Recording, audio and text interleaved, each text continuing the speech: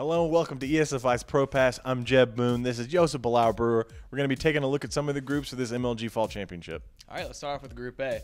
We got Lenok, Oz, Hiva, Hero, Vibe, and Sun. What do you think this group's going to go, Jeb? The strongest player in this group, it's probably a toss-up between Lenok and Hero. Lenok, obviously the former MLG champion from Raleigh. Hero, one of the strongest Protosses in the world, unfortunately got knocked out of Code S fairly recently. Going to move down to Code A. It was a tough loss for him, but nonetheless, he's still one of the best Protosses out there. Let's just remember why these guys are here, though. Hero did well at the last event. This is why he's qualified for this pool play this event. So I think with that, knowing that and knowing he has to play somebody from the open bracket, that can give him a good warm-up game to go into these next couple of matches in this group.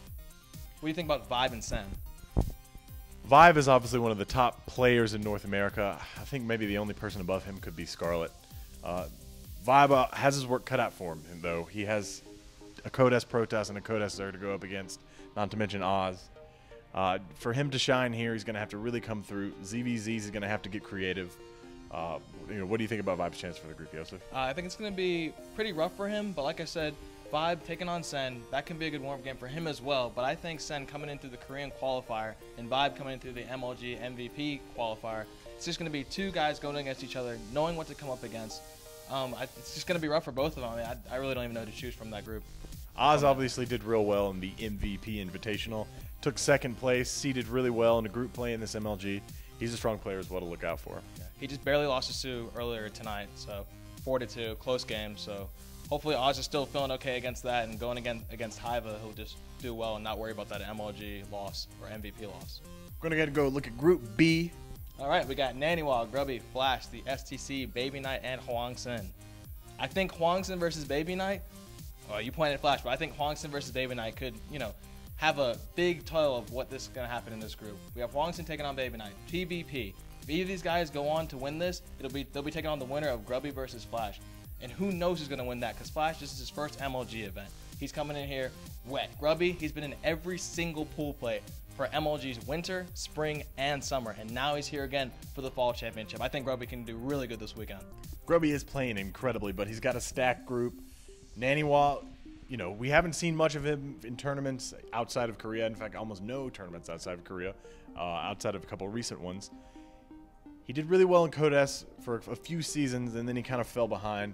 We don't know what his practice schedule has been looking like, or if he's preparing himself for an MLG-type style tournament or a GSL-type style tournament where you have weeks to prepare for your opponent. Right. Luckily, he is going against the open bracket competitor, which could be somebody really good, or who knows, just somebody out of the blue. So he might actually luck out with that. We'll have to see.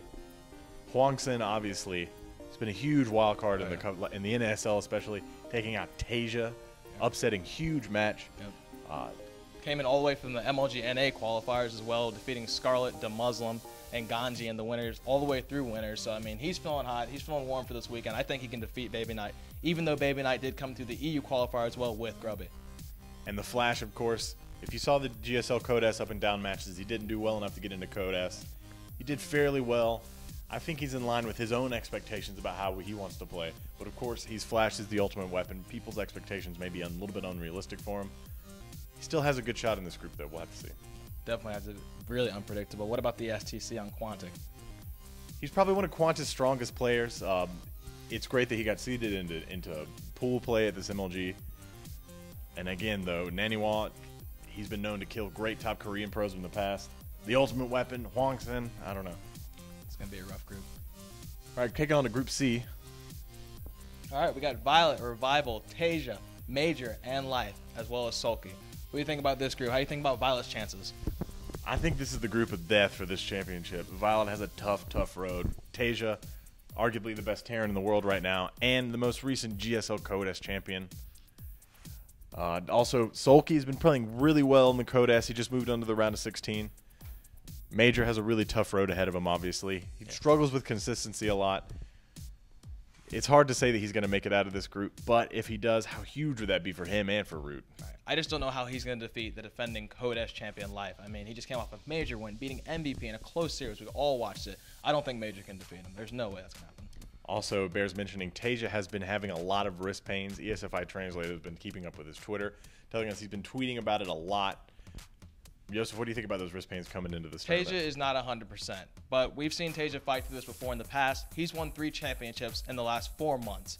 This guy can do whatever it takes to win a title. So I think as long as Tasia doesn't worry about that risk and just fights through it, even though it sounds really hard, he can do that as well at this event. Group D, we have Hart, Daisy, Sue, First, Bomber, and Scarlet. Jeb, what do you think about this group? I'm incredibly excited to see how Scarlet plays in this group.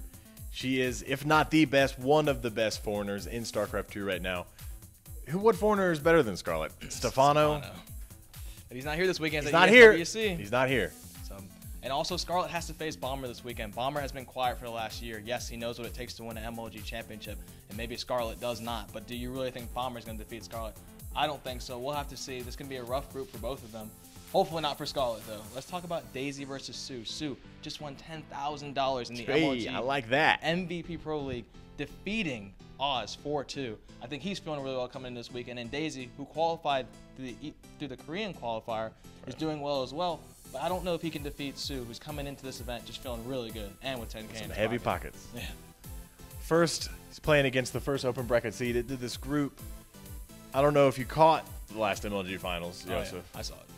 Yeah, but he didn't look that strong against Leonok. No, he did not. But he did make it to second place. So what is that saying? He's a lot better than the people that were in that event at that time. But this event is much harder than the last. Can First do it again? I don't think so. I think First is ironically going to be last. Last but not least in Group D, we have Hart, who placed 7th, 8th at the last event. How do you think he's going to do in this group? Hart is another player who has struggled with consistency at MLGs in the past. I'd really love to see Hart do well for himself and for D-Complexity. I think he deserves to do well in this tournament. And from all the other groups, you know, other than Scarlet, I think he has a good shot here. I really think he does. Yeah, I think Hart's been practicing a lot lately. I think he's ready for this group more than anybody else. Plus, he's facing somebody from the open bracket, so I think that can really, you know, be an advantage for him. As long as it's not rain. Right, as long as it's not rain. All right, thanks. This has been Pro Pass. We appreciate you watching. Hope you enjoyed it. Thank you.